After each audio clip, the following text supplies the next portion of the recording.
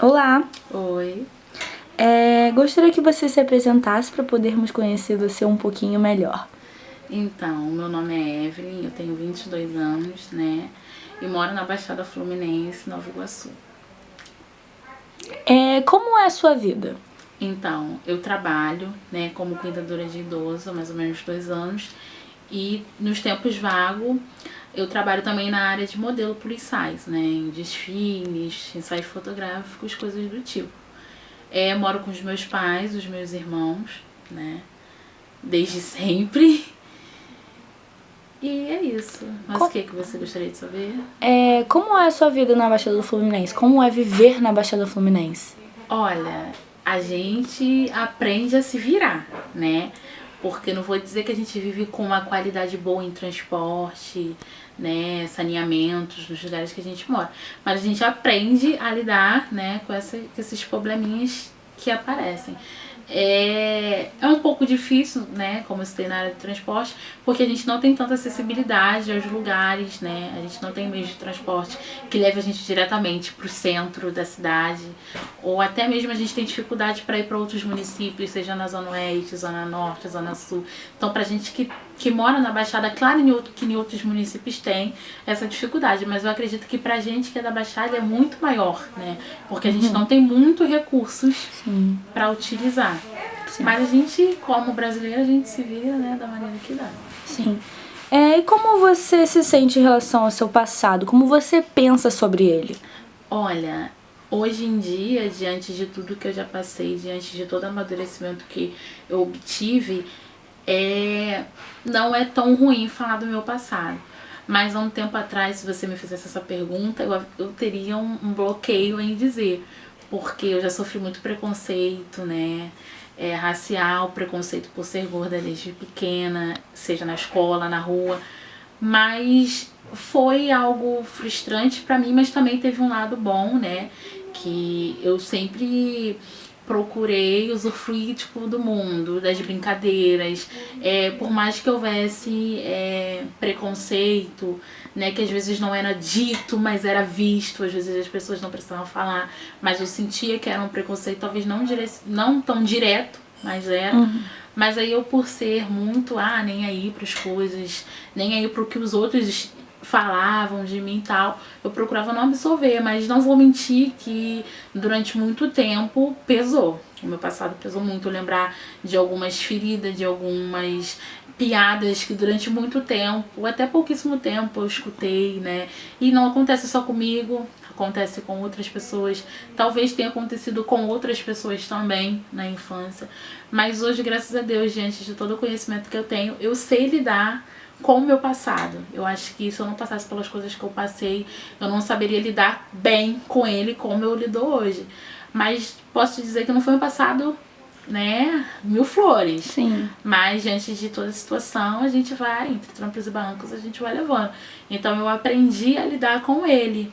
Aprendi a aceitar certos tipos de coisas que aconteceu, que por mais que fossem ruins, como preconceito, né, de ser negra, de ser gorda e tal. Porque quando a gente é criança, eu acho que a gente sofre muito mais, porque a gente não sabe se defender.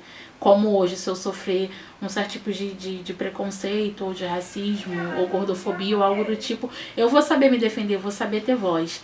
E a gente, quando é mais nova, a gente não sabe. A gente tenta, a gente procura maneiras, mas a gente não sabe, entendeu? Como lidar com isso. E hoje, obtendo todo o conhecimento que eu tenho, passando por todas as coisas que eu já passei, eu acho que às vezes a gente aprende a lidar com as coisas, a gente aprende a ter voz, a gente aprende a falar, a se posicionar. Então hoje eu fico muito feliz em ter todo o conhecimento que eu tenho, porque eu consigo lidar com coisas que talvez, por ter sido muito frustrante na minha infância e adolescência, hoje eu consigo falar mais tranquila, né? Eu não tenho aquele bloqueio. Mas foi uma infância pesada, mas eu aprendi a lidar com aquilo, porque eu não podia recuar. Se eu retrocedesse, eu ia estar sempre sofrendo, né? Ia ser sempre a mesma coisa. Seria um ciclo muito rotineiro. Então, eu aprendi a lidar com isso. Porque a gente aprende, né? A gente começa a amadurecer, a gente começa a entender certos tipos de coisa. E é isso. Acho que, como todo, a gente tem dificuldade. Eu passei, né? Mas a gente supera, a gente vive E assim a gente vai levando. Sim. E como você se sente? Como você pensa em relação ao seu futuro? Então, quando a gente fala sobre futuro, né, a gente pensa no melhor pra gente, a gente pensa no melhor, por um exemplo, daqui 2 anos, 3 anos, quando eu tiver um filho, eu vou querer um futuro melhor pra ele, eu vou querer que o mundo seja melhor, para que tudo que tem a oferecer a ele seja positivo, né, que ele consiga usufruir de coisas que eu não consegui na minha infância, ou que eu tive dificuldade para ter, que ele tenha, né, que ele consiga utilizar. Então a gente pensa sempre assim, quando eu tiver o meu filho, eu espero que o mundo esteja melhor para ele conseguir as coisas mais positivas, para ele ter mais facilidade para coisas que foi difícil para mim. Então eu acho que quando a gente fala sobre melhorias ou um futuro melhor, a gente pensa primeiramente no solo, né, que é a gente. Então eu penso que para ter um mundo melhor, para o futuro ser melhor, tem que começar de mim. Eu tenho que começar a fazer a diferença. Porque não adianta eu querer que, fulano tem que fazer tal coisa, porque se ele não mudar as coisas vai ser assim. Não, eu tenho que pensar em mim. Eu fiz alguma coisa diferente para que fulano se espelhasse em mim e fizesse. Ou eu tive uma atitude diferente de outras pessoas que com certeza vai ser melhor no futuro. Então assim, antes da gente pensar no coletivo, a gente tem que pensar na gente. A gente tem que pensar, será que a gente tá andando certo? Pra gente querer que a pessoa também haja certo. Então, para um futuro melhor, eu penso que eu tenho que fazer a diferença também para ser espelho para outras pessoas fazerem. Para mim, ser espelho para outras pessoas quererem fazer a mesma coisa que eu tô fazendo e assim a gente mudar, né? Porque tudo começa no solo, depois nós vamos pro coletivo. Então eu acho que é muito questão de conscientização também, da gente se impor, da gente ter empatia de, será que eu tô me colocando no lugar daquela pessoa pra gente junto fazer melhorias? Ou será que eu só tô pensando em mim? Nossa, fulano tem que mudar para as coisas ser melhor pra mim. Não, eu tenho que fazer as coisas que é bom pra mim e que de certo modo vai gerar uma consequência para outra pessoa que também vai ser bom. Então, o que ela fizer também é um ciclo, vai acabar, né? Como eu posso dizer? Vai acabar sendo referência para um outro e assim vai indo. E quando a gente vai ver, a gente fez algo muito bom, que começou sozinho, foi para um coletivo e que expandiu, né? Então, eu acho que a gente tem que ter mais empatia também com as pessoas, se colocar mais no lugar do outro, porque assim a gente consegue entender que a gente não tá sozinha e que pra gente fazer algo melhor a gente tem que estar junto, mas a gente também tem que ter consciência que certos tipos de atitudes nossa geram algumas consequências, então a gente tem que rever isso, entendeu?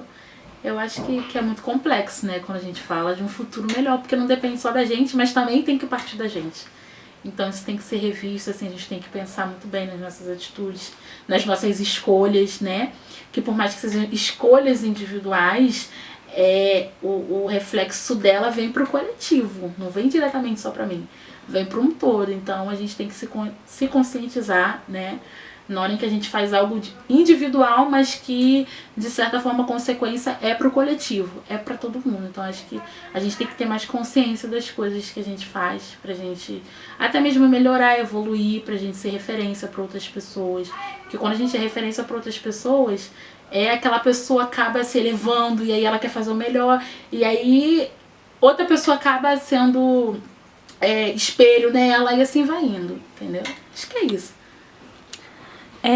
E ser uma mulher negra faz diferença na sua vida? Sim. Por quê? Porque eu, quando eu era mais nova, né, eu sofri muito preconceito, porque a gente, quando é criança, adolescente, assim, entra a questão do cabelo, né, por eu ser negra, meu pai negro, os meus traços, né, negros e tal, então, cabelo duro, né, e a gente quer alisar o cabelo. Porque se você toma um banho de piscina, você sai da piscina, seu cabelo vira tipo, os outros falam bombril, né? Então isso pesa um pouco, que você já olha pra questão, né, de beleza, de que, caraca, se meu cabelo não tiver liso, baixinho, por eu ser negra, eu tiver cabelo... Hoje em dia a gente resiste, né? A gente aprende a lidar, de que a gente não precisa alisar o cabelo, que a gente pode ser quem a gente quer. Mas ser negra, pra mim... é importante, inclusive pelo meu processo de aceitação como mulher negra, né? Porque a gente mais nova, eu não vou ser hipócrita em dizer que, eu nunca pensei em ser branca. Não que eu não pensei em ser branca. Nunca pensei em ser branca. Nunca quis ser branca. Mas eu já quis ter privilégios que branco obtém. Eu já quis, mesmo sendo negra, ter um cabelo liso, que geralmente as pessoas brancas, mais claras, têm, né? Da genética, o cabelo mais liso. Eu já quis, de certa forma, me padronizar, mesmo não sendo padrão, né? Eu já quis trazer um padrão pra mim que não cabia em mim, mas com o passar do tempo a gente começa a ver que a gente é o que a gente tem que se amar, a gente tem que se aceitar do jeito que é. Então eu acho que ser negra pra mim hoje, eu sinto muito orgulho, eu tenho muito orgulho de ser mulher negra, de ser resistente, né, de lutar por causas que eu sei que eu vou ajudar outras pessoas.